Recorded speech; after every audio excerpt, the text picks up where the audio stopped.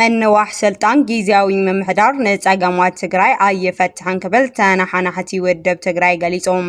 ጊዜያዊ መምሕዳር ትግራይ ስልጣኑ ንዕጡቃት ሓይልታት ኣሕሊፉ ይቦ እዩ ክብል ውድብ ስምረት ከሲሱ ቤት ምኽሪ ጉዳያት እስልምና ትግራይ ኣብ ኣክሱም ዝተፈጸመ መጥቃዕቲ ኮኒኑ ጀነራል አልቡርሃን 21 ጀነራላት ካብ ስርሖም ኣሰናቢቱ ንኻልኦት ጀነራላት ድማ ሓድሽ ሹመት ከም ዝሃበ ተገሊጹ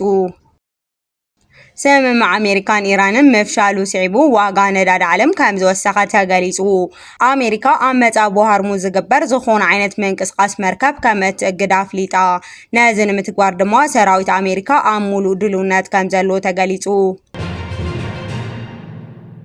سلام تنا يا هبلي تخطاتلتي تقرينيا زينا نزي ساعة سحازنا يوم زيناتات بغند نتبتات فاليمنا يولنا نساناي مكتسالكم بخبر بمعدامنا بزرزروم كناسكركم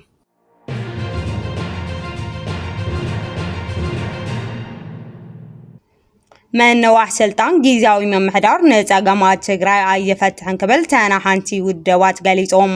ኣብ ትግራይ ዘንቀሳቐሱ ተናሓናሕቲ ፖለቲካ ውድባት ናይዚ ጊዜያዊ መምሕዳር ዕድመ ስልጣን ሓደ ዓመት ምንዋሑ ኣብቲ ክልል ተፈጢሮም ዘለዉ ፖለቲካዊ ቁጠባዊ ማሕበራውን ቅልውላዋት ካብ መሰረቱ ከም ዘይፈትሖም ኣፍሊጡ እቶም ውድብ ከም ዝገለጽዎ እቲ መምሕዳር ኣብ ዝሓለፈ ዓመት ዘርእዮ ኣፈጻጽማ ድኹም ብምንባሩ ዕድመ ስልጣኑ ዝተናወሐሉ መገዲ ኣከራኻሪ ምዃኑ ገሊጾም አለው ካብቲ እቲ ሹመት ፕሬዝዳንት ታደሰ ወረደ ዘተቃውሙ ውድባት ሳልሳይ ወያነ ትግራይ ዲሞክራሲያዊ ስምረት ትግራይ ውድብ ትንሳኤ ትግራይ የረከብዎ ሓላፍ ርክብ ህዝቢ ውድብ ሳወት ኣይተ ብርሃነ ኣጽባሃ ከም ዝበልዎ ኣብ መንጎ ህወሓት ጊዜያዊ መምሕዳር ዘሎ ምስትሓብ ንጸገማት ትኽልል መፍትሒ ናይ ምርካብ ዕድል ኣጽቢብዎ ከም ዘሎ ገሊጾም እቲ መምሕዳር ካብ ዝሓለፈ ዓመት ዝኾነ ርኡይ ለውጢ ኣይመፀን ዝበሉ ኣይተ ብርሃነ ስልጣን ምምላእ ጥራይ መሰረታዊ ሕቶ ህዝቢ ከም ዘይመልስ ኣገንዚቦም ኣብ ቦምበር ውድብ سرعة تنساي عايتا دقف جودفاي بوجنهم من واحد سلطان جيزاو من محدار طرح مفتح كم زي كونا قاليزهم أب كلل تجراي زلوا تجمعات مفتاح بوليتيكا ودوات مهورة سيفيكس محبرات ذات تقللا أكاتاتي جيزاو من قصيكا قوم أتحساسيبهم إذا ما ناي حزب وسانة ذات سجاجر حزب نكمشاتو حاتيتهم حالا في كوميونيكيشن ودب ديمقراطي سمرات تجراي دما جيزاو من محدار سلطانو نعطوقات حيلسات أهلي في بوي بمبال تجمعات مفتاح عقم كم زي بلو ገሊጾም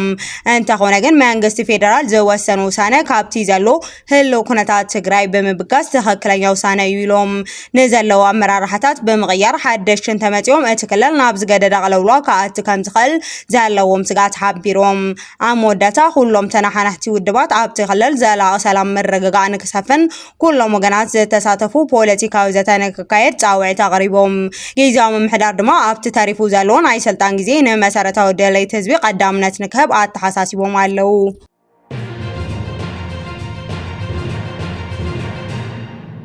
بيت مخرج قدات اسلامنا تجري اب اكسوم بزتفصم متقعتي كونينو بيت مخرج قدات اسلامنا تجري اب تاريخاو كتما اكسوم اب لعل سعبت اسلامنا زتفصم يساباو متقعتي بتر كم زخوننو افليطو ات بيت فردي اب زاوزو مغلطي ات بعر بخلتا ميازيا 2010 شمونتن عام تمرت زتفطر زحزن فصامه مستين زمانات زصنحن ناي حزب مكبار بحدا ناي منبار ባህልን ዘጋጮ መኻኑ ገሊጾም እቲ መግለጺ ከም ዘመላኽቶ እቲ ጸገም ሃንደበት ጋጠመ ዘይኾነስ ኣብ ማሕበራዊ ሚድያታት ካልኦት መራኻትን ዝዝርጋሕ ዝጸንሐ ናይ ጸለ ዘረባ ውጽኢት ምዃኑ ገሊጾም ነዚ ንዘመናት ዝጸንሐ ኣጠቓቕማ ድምፂ መጉልሒ ብሓይሊ ንመንጋድ ዝተወሰደ ስጉምቲ ነቲ ሕገ መንግስታዊ ነጻነት እምነት ዝጥሕስዩ ክብል እቲ ቤት ምኽሪ ገሊጾም ኣብ ልዕለቶም ብዕለት ዓርቢ ኣብ ናይ ጁምዓ ስግደት ዝነበሩ ምእመናን ዝተፈጸመ መጥቃዕቲ ዝኾነ ይኹን ሕጋዊ ምኽንያት ከም ዘይብሉ ዝሓበረ እቲ መግለጺ ዝተፈጸሙ ግፍዕታት ድማ ኮኒኖም ኣለዉ ኣብ ትዕላስ ናብ ውሽጢ መስጊድ ብሓይሊ በመታው ቅዱስ ቁርኣን መቕዳድ ኣብ መሬት ፋሕኒ ክብል ከም ዝተገበረ ኣብ ውሽጢ መስጊድ ዝርከቡ ኣቑሑት ከም ዝተሰበሩን ተሓቢሩ ኣብ ልዕሊ ሰላማዊ ምእመናን ኣካላዊ ጉድኣት ብምብጻሕ በዘይ ዝኾነ ይኹን ገበን ብጀምላ መሳር እውን ከም ዘጋጠመ ተሓቢሩ ቤት ምኽሪ ጉዳያት እስልምና ትግራይ ህዝቢ ሙስሊም ነዚ ኩሉ ጸገም ብትዕግስቲ ብምሕላፍ ተቃውሞ ብሰላም ተኽቢራ ጥራይ ብምግላጽ ዘርእዮ ጨዋነት ኣመስጊኑ ኣብ መወዳእታ መንግስቲ ነዚ ጸልኢ ዝለዓሉ ዝመርሑ ከምኡውን ካብቲ መጥቃዕቲ ዝተሳተፉ ኣባላት ሓይልታት ጸጥታን ሲቪላትን ተኸታቲሉ ብምሓዝ ናብ ሕጊ ንከቕርብ ፃውዒት ኣቕሪቡሎ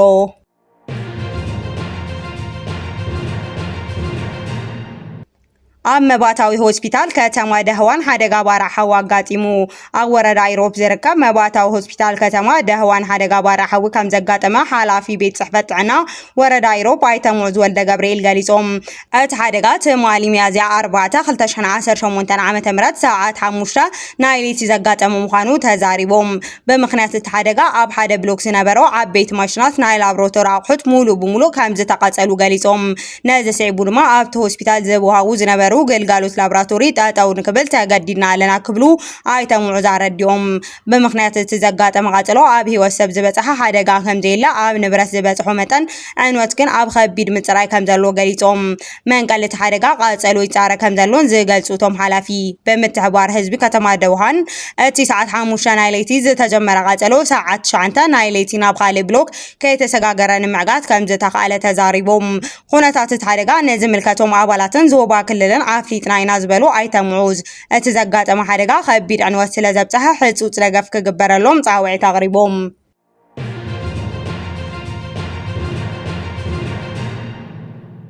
ጀነራል አልቡርሃን 21 ጀነራላት ካብ ስርሖም ኣሰናቢቱ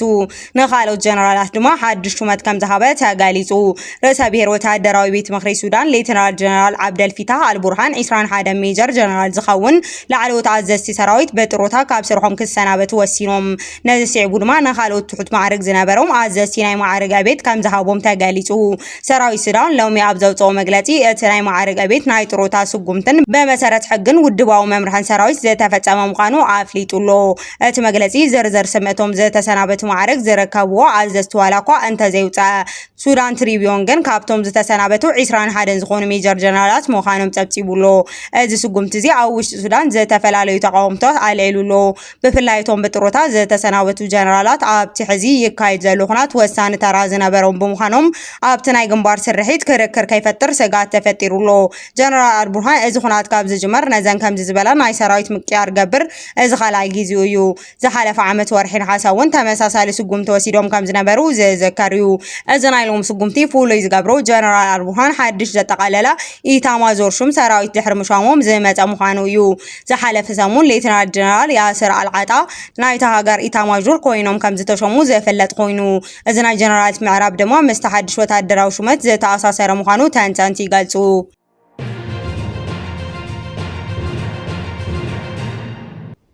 ስምምዕነት ኣሜሪካን ኢራንን መፍሻሉ ስዒቡ ዋጋ ነዳዲ ዓለም ከም ዝወሰኸ ተገሊጹ ዋጋ ነዳዲ ዓለም ልዕሊ $100 ኣብ ዝበጽሐሉ እዋን ኣሜሪካ ሓድሽ ወተሃደራዊ መጥቃዕቲ ንምውሳድ ትዳሎ ከም ዘላ ተሓቢሩ እቲ ኣብ መንጎ ኣሜሪካን ኢራንን ንመጠቃለሊ ውግእ ማእኸላይ ምብራቕ ተባሂሉ ኣብ ፓኪስታን ዝተኻየደ ታሪካዊ ዘተ ሰላም ብዘይ ስምምዕነት ምዝዛሙ ስዒቡ ዞባ ወጥሪ ናብ ዝለዓለ ብርኪ ደይቡ ይርከብ ፕሬዚዳንት ዶናልድ ትራምፕ ካብ ሎሚ ጀሚሮም ኩሎም ወደባት ኢራን ከም ዝዓፁ ዕላው ካብ ዝገብሩ እንዳሃር ኣብ ኣህጉራዊ ዕዳጋ ዋጋ ነዳዲ ብሩኡ ይወሲኹሎ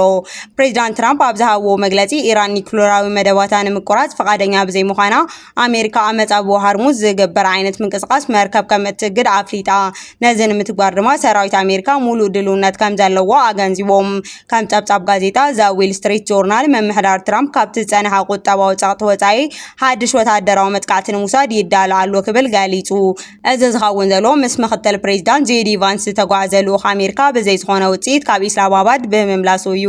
ኣፈ ጉባኤ ፓርላማ ኢራን መሐመድ ባጋር ጋሊቢፍ በወገኖም ቴህራን ብፈኸራ መፈራርሕን ኣሜሪካ ኣይትንብርካኽን ክብሉ ንድርድር ፕሬዚዳንት ትራምፕ ነፂጎምዎ ኣለው ወሲኾም እውን ዓብዮታዊ ዛብዕ ኢራን ናብ መጻብ ሃርሙዝ እንትጽጋዕ ዝኾነት ዓይነት ጦር ኣሜሪካ ንምውቃዕ ኣብ ዝለዓለ ተጠንቀቕ ይርከብ ኢሎም እዚ ዲፕሎማስያዊ ፍሽለት ወተሃደራዊ ምስትሃብ ኣብ ዕዳጋ ነዳዲ ዓለም ከቢድ ራዕሪ ፈጢሩሎ ብመሰረት ጸብጻባት ቢቢሲ ዋጋ ድፍድፍ ነዳዲ ኣሜሪካ ብ8% ብምውሳኽ ሓደ በርሚል ነዳዲ $104.24 በፂሑ ይርከብ ዓለማዊ መዐቀኒ ዝኾነ ድፍድፍ ነዳዲ ብሬት 7% ወሲኹ ሓደ በርሚል $102.29 ኮይኑ ተመዝጊቡሎ እዚ ዋጋ እዚ ዋይት ሃውስ ካብ ሎሚ ሰኒ ጀሚሩ ካብ ልዕሊ መደባት ኢራን ጽኑዕ እገዳ ንምግባር ካብ ዝወሰነሉ ሰዓት ጀሚሩ ዝተረኣየ ወሰኺ እዩ እቲ ውግእ ቅድሚ ምጅማሩ ከባቢ $70 ዝነበረ ዋጋ ነዳዲ ሕዚ መሊሱ ናብ ዘስግእ ብርኪ ይድይብ ምህላው ተገሊጹ መላእ ዓለም እቲ ኣብ መንጎ ክልቲአን ሃገራት ዝተለዓለ ወጥሪ ናብ ምሉእ ናይ ኩናት ሓደጋ ተቐይሩ ንቁጠባዊ ዓለም ከየበላሽዎ ብስጋት ይከታተል ኣሎ